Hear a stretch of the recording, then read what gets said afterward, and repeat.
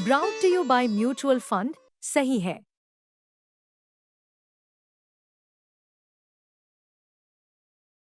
देखिए, सीख इससे ज़रूर लेनी चाहिए क्योंकि ये बहुत अच्छी चीज़ है सीख लेने लायक। और ये चीज़ शायद मैं अगर वो नहीं करते तो मैं 100% करती कि अपनी पुरानी पिक्चर्स या वीडियो उठा के और नए वाले उनको मर्ज करके और लोगों को दिखाती कि तब और अब।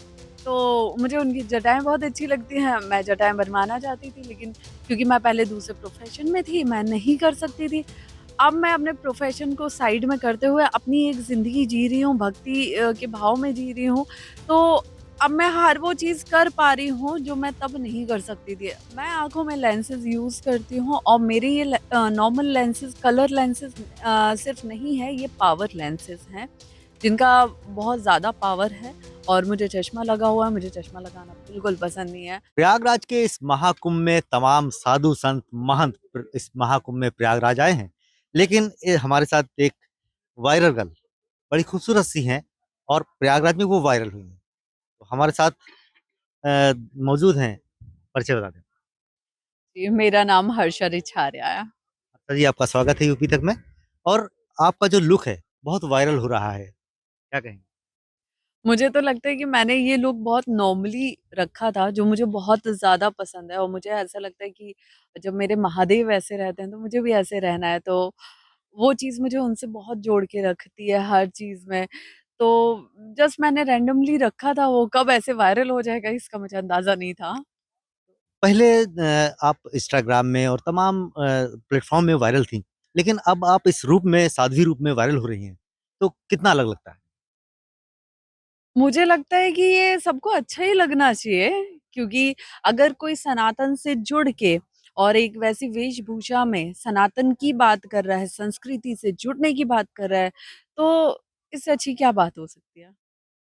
काफ़ी ट्रोल भी हो रहा है कि आप साध्वी के रूप में। तो देखिए, कुछ लोग ना, अब देखिए रिचार्ज हो जाता है, ठीक है? वो डेली का डेटा खत्म करना पड़ता है। मम्मी-पापा कुछ लोगों को मोबाइल दिला देते हैं, तो क्या करेंगे? तो बैठे-बैठे कुछ तो करेंगे ना, तो ऐसे टाइम पास हो जाता है। तो ऐसे लोगों को क्या कहना चाहती हैं?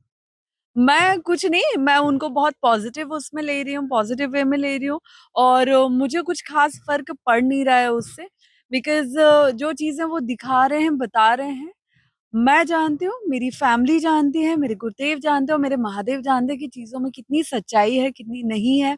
तो मुझे नहीं लगता कि अगर आपका परिवार, आपके गुरुदेव, आपके महादेव हर चीज़ से भली-भाँति अवगत हैं, तो मुझे नहीं लगता कि जो समाज में बुराई फैला रहे हैं या नकारात्मक सोच फैला रहे हैं, उनको हर बात की सफाई देने की ज़रूरत है। प्रयागराज के इस महाकुंभ में काफ़ी ये आपका पुराना वीडियो वायरल किया जा रहा है और इस रूप को वायरल किया जा हुँ, रहा है। हुँ। तो दोनों को मिलाकर के ट्रोल भी हो रहा है। हुँ। तो ये लोग कर रहे हैं, तो क्या ऐसे लोगों को किस तरह के यहाँ पर सीख सीख लेने की ज़रूरत है? देखिए, सीख इससे ज़रूर लेनी चाहिए क्योंकि ये बहुत अच्छी चीज़ है सीख लेने लायक। और ये चीज़ शायद मैं अगर वो नहीं करते तो मैं 100% करती कि अपनी पुरानी पिक्चर्स या वीडियो उठा के और नए वाले उनको मर्ज करके और लोगों को दिखाती कि तब और अब, है ना? तो वो होना चाहिए, ये पता चलना चाहिए हर इंसान को कि किसी की भी लाइफ में कभी भी चेंजेस आ सकते हैं। जब आस्था आपको बुलाती है, जब धर्म बुलाता है, जब आप संस्कृति से जोड़ते हो, जब आप भक्ति भाव में जाते हो, उसकी ना कोई ऐज, कोई रंग रूप, कोई जेंडर नहीं होता। इंसान कभी भी जुड़ सकता है, इंसान कभी भी उसका हृदय परिवर्तन हो सकता है। तो वो मुझे लगता है बहुत पॉज़िटिव चीज़ है क्योंकि हमें ये दिखाना होगा लोगों को कि ये इंसान पहले ऐसा था, अब ये ऐसा है। वो एक उदाहरण के रूप में लोगों के सामने आता है। इस महाकुंभ में आप आई और आज यहाँ पर अमृत स्नान करने गई थी आप। जी। तो इतनी भीड़ और आपका खूबसूरत चेहरा, तो कितने यहाँ पर किस तरह से आपको लगा इस महाकुंभ में लोगों को आना भी चाहिए? बिल्कुल आना चाहिए, बिल्कुल आना चाहिए। देखिए, महादेव ना कहीं न कहीं महाकुंभ जो है महादेव से ही जुड़ा हुआ है और महादेव की कोई भी चीज़, उनका आशीर्वाद, उनका प्यार कभी भी आसानी से नहीं मिलता, थोड़ा तो तप करना ही पड़ता है। तो जब तक आप थोड़ा तपोगे नहीं उस अग्नि में, तपस्या की अग्नि में, तब तक वो आशीर्वाद, वो कृपा कैसे प्राप्त होगी?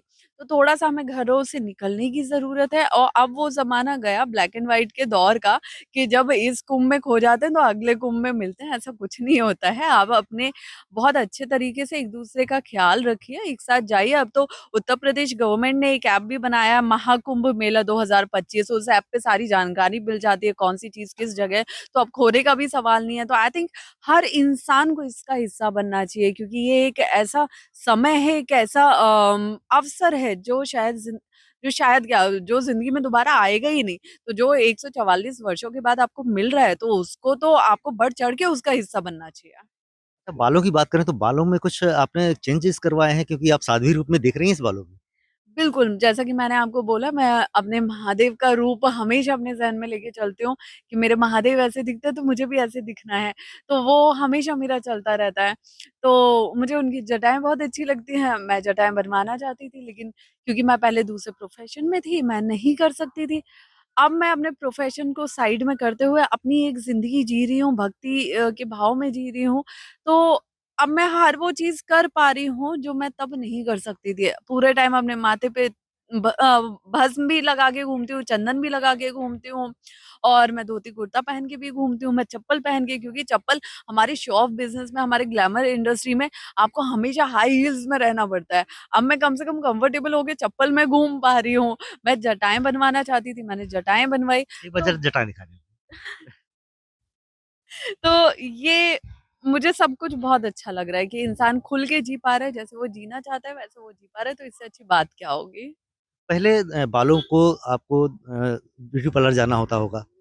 अब किस तरह से मेंटेन करते हैं आप? अब मुझे पार्लर नहीं जाना पड़ता है। अब मैं घर में वॉश कर लेती हूँ, वो थोड़ा टाइम टेकिंग होता है, टाइम ज़्यादा लगता है उसमें, लेकिन वो ईज़िली वॉश हो जाता है, उसमें ज़्यादा खर्चे भी नहीं होते। बिल्कुल एक बात कहिए, आपकी आँखें बड़ी खूबसूरत हैं। क्या कुछ करवाया आपने? मैं आँखों में लेंसेज़ यूज़ करती हूँ और मेरे ये नॉर्मल लेंसेज़ कलर लेंसेज़ सिर्फ़ नहीं है, ये पावर लेंसेज़ हैं, जिनका बहुत ज़्यादा पावर है और मुझे चश्मा लगा हुआ है, मुझे चश्मा लगाना बिल्कुल पसंद नहीं है। मतलब पर्सनल लाइफ़ में भी मुझे बिल्कुल पसंद नहीं है। तो अब शायद इस साल मैं सर्जरी करवा लूँगी तो मेरे लेंस भी हट जाएँगे, बट जब तक सर्जरी नहीं होती तब तक मैं लेंस लगाऊँगी। ये बाल ओरिजिनल आपके हैं यहाँ तक या नहीं, कुछ? आधे मेरे हैं, आधे मैंने लगवाए हैं। अच्छा एक सवाल ये है कि आपने यहाँ पर गुरु दक्षिणा ले ली है आपने? गुरु दीक्षा। गुरु दीक्षा ले ली है? मैंने गुरु दीक्षा ली हुई है, मैंने मंत्र दीक्षा ली हुई है, मैं मंत्र का जाप करती हूँ, मैं साधना करती हूँ। आप क्या साध्वी रूप में ही रहना चाहेंगे, वापस उसी रूप में जाएँगे जो आपका पहले प्रोफ़ेशन था? देखिए मैं इस बारे में कुछ नहीं बोल सकती हूँ क्योंकि नियति इंसान को कब कहाँ ले जाए ये इंसान खुद नहीं जानता है। लेकिन मुझे इतना पता है कि नियति और ईश्वर अगर मुझे यहाँ तक लेके आया है, तो मुझे लगता है कि वो उन्होंने इसी रास्ते पे मुझे आगे बढ़ने के लिए कुछ तो लिखा होगा। अच्छा आपने यहाँ पर जो महामंडलेश्वर हैं, श्री महंत महामंडलेश्वर, तो आपने इन्हीं को क्यों चुना? और भी तमाम यहाँ पर साधु संत हैं। देखिए यहाँ पे क्या होता है कि कोई किसी को नहीं चुनता, कोई किसी को नहीं चुनता। आज हम में इतना सामर्थ्य है ही नहीं कि हम ये डिसाइड कर पाएँ, ये चुन पाएँ कि नहीं ये वाले गुरु नहीं, ये वाले गुरु बनाते हैं। हम में नहीं है वो सामर्थ्य। हम अभी हैं क्या? जो मेरे परम पूज्य गुरुदेव हैं, वो एक खुद में बहुत सिद्ध पुरुष हैं, है ना? तो मेरी क्या मतलब अभी हैसियत है कि मैं चुनूँ उनको। गुरुदेव चुनते हैं अपने शिष्य को, वो चुनते हैं अपने बच्चे को, वो चुनते हैं कि मुझे किसको दीक्षा देना है, किसको मंत्र दीक्षा देना है और किसको नहीं देना है। लेकिन हाँ, कुछ ऐसी एनर्जीज़ होती हैं, कुछ ऐसी शक्तियाँ होती हैं, कुछ ऐसी कहते हैं कि पिछले जन्म का भी कुछ चीज़ें लिखी होती हैं, तो उससे इंसान उसी इंसान से टकराता है जिसके साथ उसको आगे बढ़ना है। तो शायद गुरुदेव के साथ ही मेरी चीज़ें लिखी हुई थी, तो उन्होंने मुझे गुरु दीक्षा दी, मंत्र दीक्षा दी। 22-22 घंटे यहाँ पर बैठते हैं गुरुजी? सावन के समय में, सावन का वो जो 1 महीना रहता है, उस समय गुरुदेव महादेव की बहुत कठोर तपस्या में लीन रहते हैं। वो पूरे 1 महीने कुछ भी खाते नहीं हैं। 1 महीने में वो 1 लीटर पानी पीते हैं और वो भी आचमन के साथ और उसके साथ ही वो 22-22 घंटे तपस्या में ही बैठे रहते हैं। तो मैंने उन जैसी तपस्या करते आज तक मैंने किसी को नहीं देखा। आप सनातन रूप सनातनियों को क्या कहेंगी? मतलब यहाँ पर सनातनी जो है जुड़े हैं ज़्यादा से ज़्यादा? बिल्कुल जुड़ना चाहिए। अगर आप हिंदू हैं, आपने हिंदू फैमिली में जन्म लिया है, तो फिर उसके बाद आप उसे फॉलो नहीं कर रहे हो, आप दूसरे कल्चर को फॉलो कर रहे हो, तो ये तो बहुत गलत बात है। सबसे आप दूसरों को करना चाह रहे हो, उन्हें जानना चाह रहे हो, जानना अच्छी बात है हर कल्चर को, हर धर्म को, लेकिन आप अपना धर्म छोड़ के दूसरे धर्म को फॉलो कर रहे हो, ये गलत बात है। हमारा सनातन धर्म, सनातन संस्कृति खुद में इतनी सुंदर है कि आपको ज़रूरत ही नहीं है दूसरे धर्म में जाने की। तो मुझे लगता है कि ज़्यादा से ज़्यादा लोगों को अपने ही धर्म को, अपनी संस्कृति को जानना चाहिए, समझना चाहिए और उसी को आगे बढ़ाना चाहिए। बात करने के लिए बहुत बहुत धन्यवाद।